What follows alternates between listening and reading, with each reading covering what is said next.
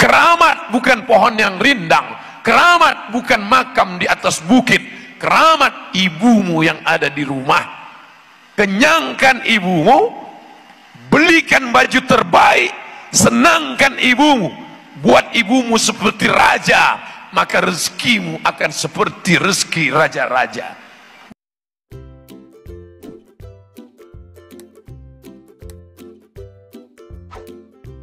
Ustadz, ibu saya marah-marah, dibelikan baju baru, dia pakai baju yang sobek, dia ngomong ke tetangga, lihat nih anakku nggak ganti baju. Disiapkan makanan di atas meja makan, dia pergi ke tetangga minta makan, katanya di rumah nggak ada makanan. Gimana nih orang tua saya Pak Ustadz? Umur ibumu berapa? 80 tahun. Jawaban saya pendek saja. Orang tua seperti Quran buruk, dibaca tidak terbaca, dibuang berdosa. Orang tua seperti Quran buruk, dibaca tidak terbaca, dibuang berdosa. Kalau ketemu Quran buruk yang sudah lapuk, titik ba-nya 3, titik nun-nya 3, mau dibaca tidak terbaca, mau dibuang berdosa. Tunggu saja sampai masanya dia hilang sendiri. Faham? Kalau kau punya ibu, sesungguhnya Allah berikan engkau tiket menuju surga. Keramat bukan pohon yang rindang, keramat bukan makam di atas bukit, keramat ibumu yang ada di rumah. Kenyangkan ibumu, belikan baju terbaik, senangkan ibumu, buat ibumu seperti raja, maka rezekimu akan seperti rezeki raja-raja. Bukan hadis Nabi, saya temukan di grup WA. Muliakan ibu, senangkan hati ibu. Ada makanan sedikit antar bagi dua. Mak, aku tak bisa beli banyak, ku bagi dua. Tidak tertebus kau gendong ibumu dari Bandung ke Makkah, dari Makkah balik lagi ke Bandung, belum tentu menebus sekali teriakannya saat dia melahirkan engkau. Berapa kali dia tidak tahajud karena kau menangis di tengah malam. Berapa kali dia tidak sholat duha karena kau kencing di kainnya. Berapa kali dia diusir orang dari acara akad nikah. Akad nikah, tajam mata orang melihat dia, orang mengusir dia karena engkau menangis. Pak Hakim sedang serius, Pak Kuah, aku nikahkan engkau dengan anak dengan mahar seperangkat alas. Oi, oi. Bisa kau tebus itu sekarang? Tidak bisa. 5 tahun engkau dibesarkannya, 5 hari kau tak sanggup menjaganya. 5 anak bisa dibesarkannya, 5 anak tak sanggup merawatnya. Ingat, ada dosa. Kalau kau minum khamar, mungkin di dunia kau senang, di akhirat baru dapat balasannya. Kalau kau berzina, mungkin di dunia kau senang, nanti balasannya. Tapi ada dosa, kalau kau lakukan, di dunia kau dapat, di akhirat kau dapat juga. Apa dia? Durhaka kepada orang tua.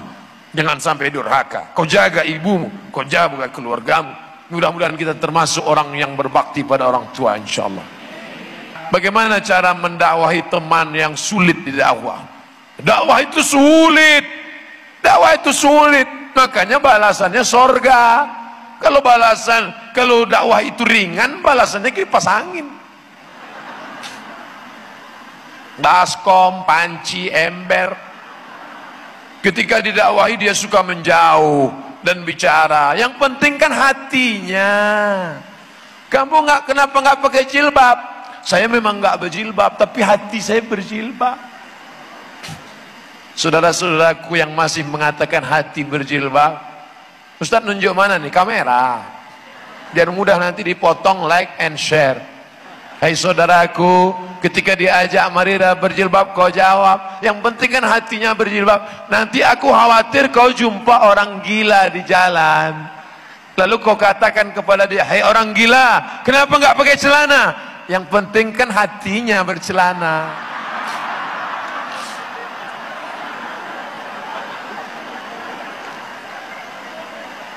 Idza sadaqal azmu wa dhahas sabilu. Kalau tekadmu benar, maka jalanmu akan lapang. Bagi orang yang suka memancing, bagi dia ikan yang ada di depan mata tidak menarik. Pak, ini ada ikan, nggak menarik. Yang menarik itu apa? Nyari cacingnya, nyari jangkriknya, nyari ikan kecilnya, nyari kelabangnya, ditusuk pakai pancing, dibawa nyewa speedboat ke tengah laut, mancing di tengah laut. My trip, my adventure. Life is struggle. Begitu juga dalam dakwah. Bagi orang yang dakwahnya seperti ini, bagi dia Ustadz Somad itu tidak menarik, karena ceramahnya dalam masjid. Tapi ada yang menarik bagi dia. Dia pergi ke terminal, menemui preman-preman yang bertato, pakai ular kobra, tatonya dia pukul. Hei bro, emang mati bawa kobra? Itu bagi dia. Bagi dia melihat orang yang minum khamar, melihat orang yang bercandu narkoba, ini membangkitkan adrenalin dakwah. Nah, jadi tidak semua kita pukul rata. Dakwah ini sulit. Justru bagi mereka masuk ke hutan, naik perahu, mendakwahi suku pedalaman, itu petualangan yang luar biasa. Jadi engkau baru ketemu yang begini, sulit kau masuk surga. Di tempat kerja saya dilarang menggunakan hijab syar'i, Pak Ustadz. Kita berdoa kepada Allah, mudah-mudahan terpilih anggota legislatif yang mengeluarkan peraturan daerah supaya seluruh perusahaan membenarkan hijab bagi pekerja-pekerja. Siap bela hijab, siap bela ulama, siap bela Al-Quran. Takbir. Itu untuk menghilangkan ngantuk. Ini jam genting, jam segini. Habis makan siang, kata pepatah Melayu, kalau sudah tegang urat perut, kendur urat mata. Urat perut kan tegang, mata. Itu maka suara saya menggelegar. Itu pun suara menggelegar karena mikrofonnya mantap. Kalau mikrofonnya pas-pasan, siap bela, mana bisa. Saya ustadz, ceramah di masjid, di musola, pakai jilbab, pakai hijab. Keluar dari masjid, dia kerja di perusahaan, pimpinan perusahaannya melarang pakai hijab. Bapak-bapak dari kepolisian punya pistol, punya kekuasaan, tapi dia perlu payung polisi tidak bisa menangkap pengusaha yang melarang pakai jilbab karena tidak ada payung hukumnya. Yang buat payung hukum siapa? DPR. Yang milih DPR siapa? Kita. Makanya yang sudah pakai hijab, yang sudah ngaji, yang sudah ke masjid, nyoblos, jangan golput. Betul? Kenapa naik DPR yang tidak peduli hijab? Kenapa bisa DPR yang tidak peduli Islam naik? Karena yang sholat, yang pakai jilbab nggak nyoblos, LGBT nyoblos, aliran sesat nyoblos, yang nggak sholat nyoblos. Maka jangan heran naik pecandu narkoba, karena yang milih orang sakau. Salah ceramah saya? Tidak. Saya nggak ada nyebut partai, nggak ada nyebut nama, nggak ada nyebut nomor, nggak ada nyebut golongan. Yang tersinggung siapa? Pecandu narkoba. Yang tersinggung siapa? LGBT. Ustaz nggak takut kalau mereka nanti ngamuk. Ngapain takut? Semua ramai di sini bela saya. Pasukan mak-mak garis keras, siap membela. Apa yang ditakutkan? 4. Adakah kisah zaman Rasulullah muslimah yang ikut berdakwah, berjihad bersama Rasulullah? Kata Nabi, nanti kalau ada yang sakit, yang terluka, letakkan di kemah Rufaidah. Kemah Rufaidah siapa? Kemah perempuan mujahidah fi sabilillah. Mereka ikut jihad. bersama Rasulullah SAW. Tapi di mana mereka? Di kemah. Suatu ketika kafir musyrik datang mengendap-endap, laki-laki tidak ada, dia datang ingin mengintip ke dekat kemah. Akhirnya apa? Dia ambil tiang kemah, dia tusukkan ke laki-laki musyrik. 6 orang mati di tangan seorang mujahidah.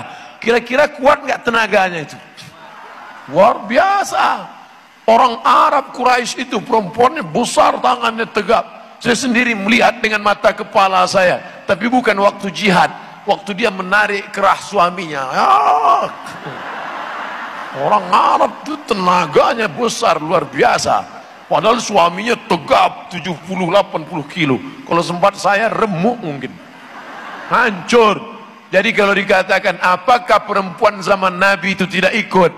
Mereka ikut menyiapkan makanan di kemah. Ada yang sakit, mereka berperan dalam jihad, dalam hijrah. Peran yang luar biasa. Asma binti Abi Bakar radhiyallahu anha. Bagaimana hukumnya muslimah menyanyi lagu religi? Barakallah lakuma wa baraka alaikuma.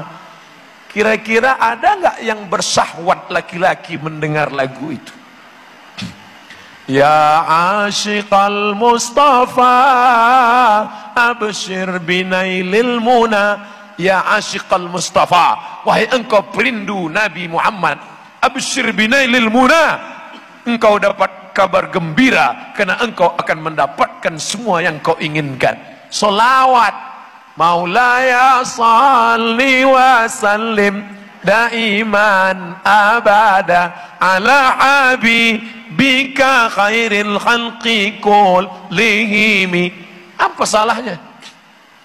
Suara perempuan tidak boleh karena membangkitkan syahwat. Lagu-lagu maksiat, kan ku cium bibirmu dengan bibirku oleh bibirnya. Lagu zina, lagu cinta satu malam, lagu kumpul kebo, lagu diciptakan orang sesuai dengan apa isi otak kepalanya.